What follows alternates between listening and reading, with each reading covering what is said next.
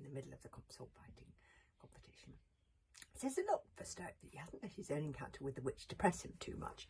I suppose he had only been trapped for a day or so, whereas Ugly Thok and Flashburn had had much longer imprisonments. All Stoic had was a slight cramp in his sword fighting arm, which he gave a hopeful strength with right now, and a slight hole in his belly from where he'd missed a meal or two. And there was nothing Stoic loved more than a good fight. Stoic turned to his son and laid an arm on his shoulder. "Son," he said proudly, "thank you." And then, breathed Stoic the Vark, his chest puffed out, slapping his great hands together. "Bring on those girly goggler twins and watch me tear their horns off. Bull Heart!" Stoic gave a whistle through his usefully broken front teeth. "Here, boy, here, let's show these gogglers what hooligans are made of." With a happy snort, Bull Heart launched himself from the topmost tower and swooped down to the battle arena. He didn't even have to land.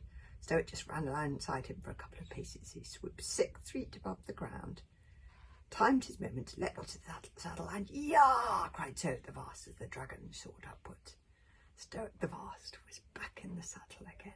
Back in the saddle again. He's back in the saddle again, cheered the happy chorus of applauding hooligans watching their chieftain soar. Pop! Went the bugle, and the competition was underway. Hiccup took off his waistcoat and settled the Rotensfang in a good place at the edge of the battle arena so he'd get a good view, with the crown well hidden underneath him. "Ooh, look at the colours," blinked the Rotensfang in wonder, looking dreamily up at the sky. "I'd forgotten that the earth was this beautiful." "Guard this dragon," Toothless ordered Hiccup. "He's very important." Not as important as Toothless," grumbled Toothless. "Toothless, very important. Who is this dragon, anyway?" Hiccup was still aching from the flight through the ice tunnels when the Masher made his first charge, so he nearly lost his balance, and his duck was so awkward that it was nearly the end of the day for him right then and there. But the Masher was over-eager. The sword whistled over Hiccup's head by a whisker, and the Masher slipped on a piece of sticky worm slime that Flashburn had dripped on the arena as he ran over it. The Masher staggered, and Hiccup had time to recover. "Windwalker!" called Hiccup. The Windwalker swooped down, and Hiccup climbed on top of him, and they carried on the fight on Dragonback for a while, which gave Hiccup the chance to catch his breath. It shouldn't have been an equal fight. The Masher was half a head taller than Hiccup and twice the size. However, the Masher's brain was barely in connection with his arms, and he moved like a gorilla with a hangover. Hiccup danced around him, letting him spend all his strength, flailing forwards, making wild, rushing, bull-like charges. "Stand still, little red-haired boy," yelled the infuriated Masher, red in the face. And within 5 minutes it was all over. Exhausted, the Masher made an unwise thrust to the head, which, if it had connected, would have been the end of Hiccup. Hiccup neatly sidestepped and parried the thrust with a sharp flick of the wrist that sent the Masher's sword spiralling out of the Masher's hand and sailing through the air. The crowd gave a roar of delighted surprise. An upset! Stoic's weird little son had beaten the Masher. As the loser of the fight, the Masher had to give his sword to Hiccup. Carefully, Hiccup placed the Masher's sword beside his waistcoat and the Rotensfang. Hiccup surprised the crowd many more times that afternoon. He won sword fight after sword fight against men twice his age and practically twice his height. By 2 o'clock that afternoon, there were 6 swords lying beside the Rotensfang on the edge of the battle arena.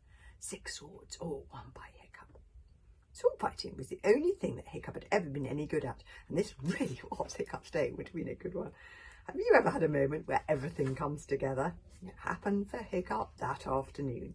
He fought as if he were out of his skin, as if he were Flashburn himself, as if he were one of the heroes of old that he had read about in the Meathead Pudley library. He had to win. He knew it. He had made the Rotensfang a promise that the crown would not fall into the wrong hands. The future of the archipelago, even of the dragons themselves, depended upon it.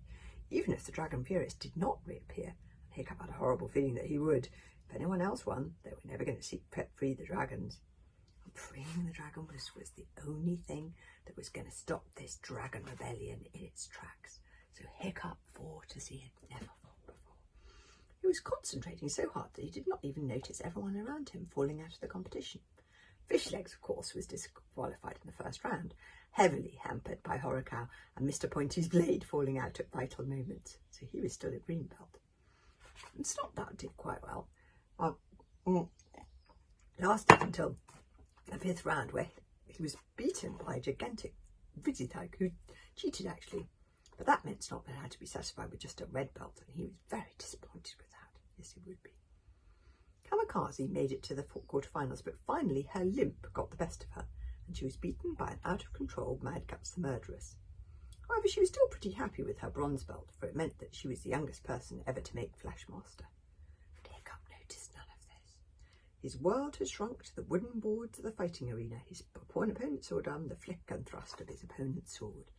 Nothing else existed. It was almost as if he had gone into a trance. He barely even noticed the shouting of the audience, the clash of swords, the thumping of feet on boards, the screech of watching dragons that filled the air for 3 long hours. He did notice, with anxiety, that way over on his left-hand side, Alvin the Treacherous seemed to be doing rather well. Alvin's one-on-one sword-fighting lessons with Flashman had stood him in good stead. He had won fight after fight after fight. Both Hiccup and Alvin made it through to the semi-finals. Alvin's semi-final was a terrible, hard-fought match in which Alvin nearly killed his opponent on 3 occasions. The booing and hissing of the crowd told Hiccup that Alvin must be winning. His heart sank. Alvin, as king of the Wild West, would be the ruin of everything. But to Hiccup's joyful astonishment, there was a sudden, astounded silence, and then the crowd around Alvin danced about and cheered wildly as Alvin was beaten in the dying seconds of the match. This is too good to be true, thought Hiccup exultantly. I can't believe this. Everything is going so well. And the witch would be cross if she wasn't in her cupboard and she saw Alvin losing. Hiccup did not notice who the opponent was who had beaten Alvin the Treacherous, though. He was too busy fighting his own match, and he did not notice that his own fight against Mad Guts the Murderess was now being watched by the entire crowd.